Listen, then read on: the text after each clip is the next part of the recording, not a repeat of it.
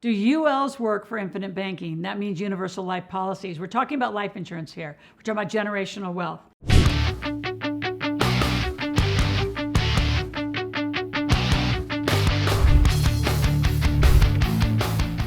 Hey, this is Loral. I'm about to do a 4-part series. Now, I don't do this very often on my YouTube channel, but this content is so important. It's about being your own bank using proper insurance. So this is one of 4 parts. They're going to be aired right in a row.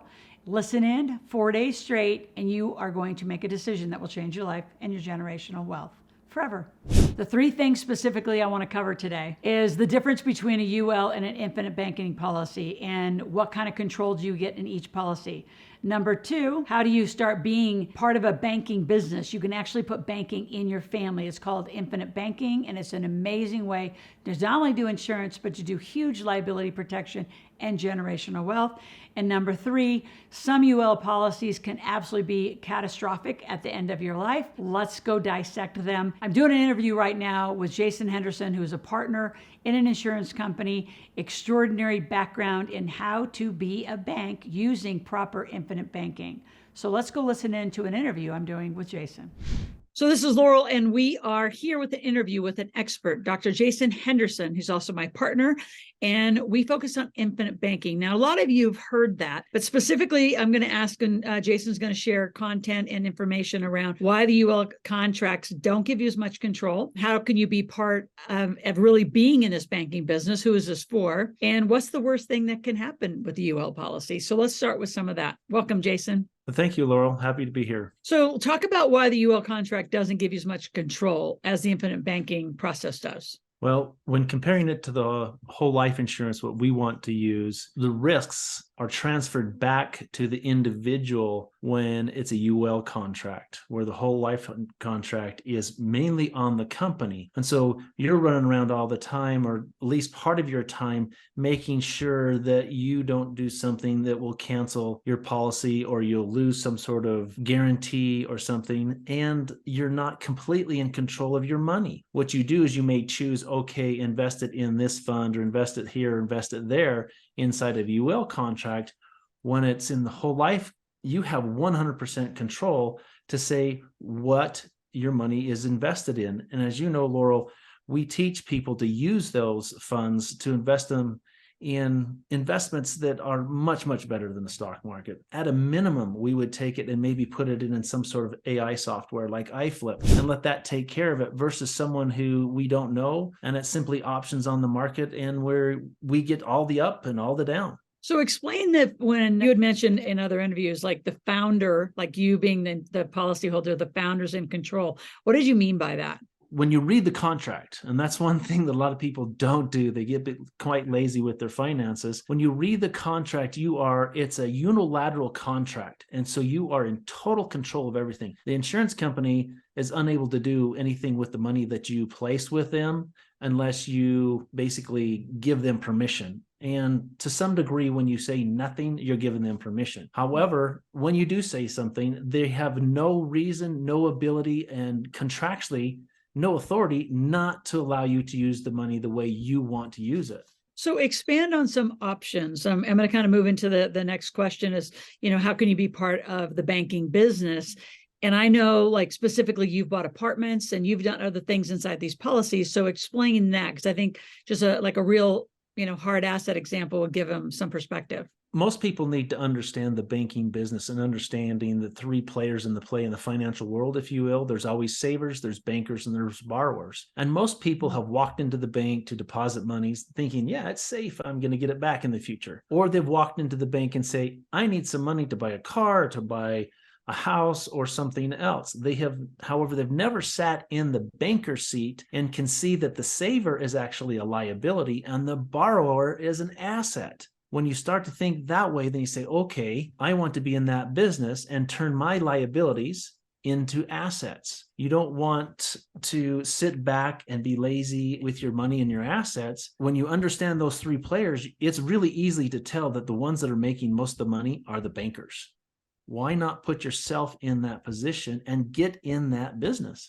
And so explain how the ULs, I mean, for instance, work for Infinite Bank. I mean, how can you get in the banking business? Be a little more descriptive for those who are listening, going, they're leaning in. And again, remember, if you're on this channel, I want you to subscribe, hit the notification button. You got a lot to learn out here. So when you have the properly designed whole life insurance policy from a mutual company, where you're in total control and you're a part owner of the insurance company, you now have the ability to actually control all three positions, the saver, the banker, and the borrower. And so you deposit some money or contribute some money to your account, you now have the option, first option, to borrow that money at the best interest rate that you can from the insurance company to then go invest it in something else. Let me give you an example. I'm sitting in a 2-story small office building in downtown Logan, where I live, and this building is 100% financed using my policies.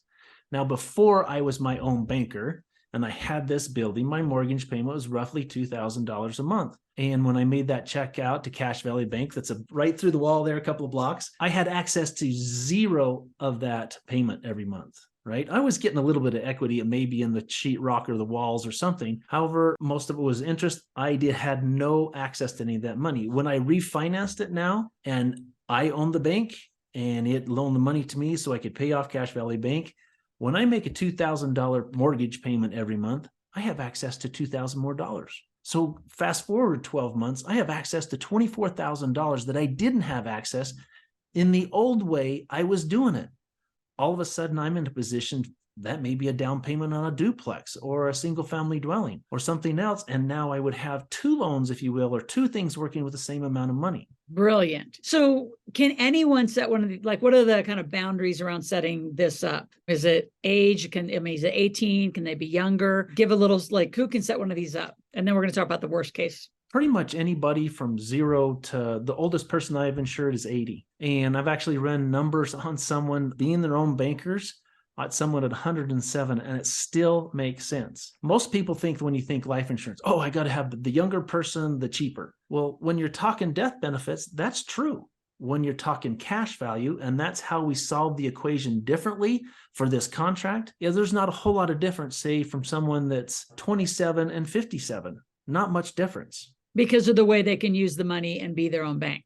Correct. Well, and how much cash is actually there. So having the same contributions every month or yearly, the 57-year-old is going to have about the same amount of cash as the 27-year-old. It's different. I know it goes against some conventional thinking or typical thinking out there about life insurance and how to have money. It works. It works. What's the worst case that can happen to somebody on a UL policy? Now we're switching back to ULs. I was talking all about whole life, back to ULs, or even a whole life. Truly, the worst thing can happen is your policy collapses. As you get into this, you're going to have more cash value than what you contributed. And in the event that policy collapses, all of a sudden you have a taxable event.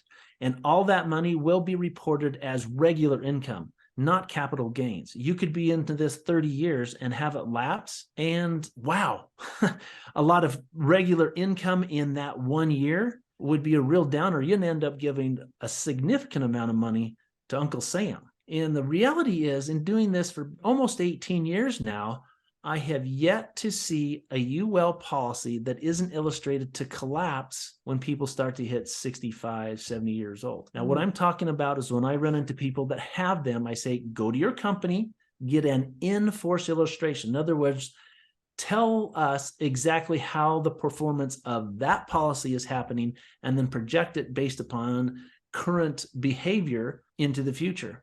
Not a single time have I not seen one that's collapsing. That's rough. I know that there's a report on the website. Talk a little bit about going out to our website, give a link, and let's go get people out there and get them informed. Sure. InsuritySystems.com is our website. You can sign up there and get our free report. And the cool thing about it is basically it's telling you why you want as much possible life insurance as you can get. Most people think that, oh, I only need the minimum. Right? Only needs. We're going to start talking about wants. What do you really want to happen with your financial future?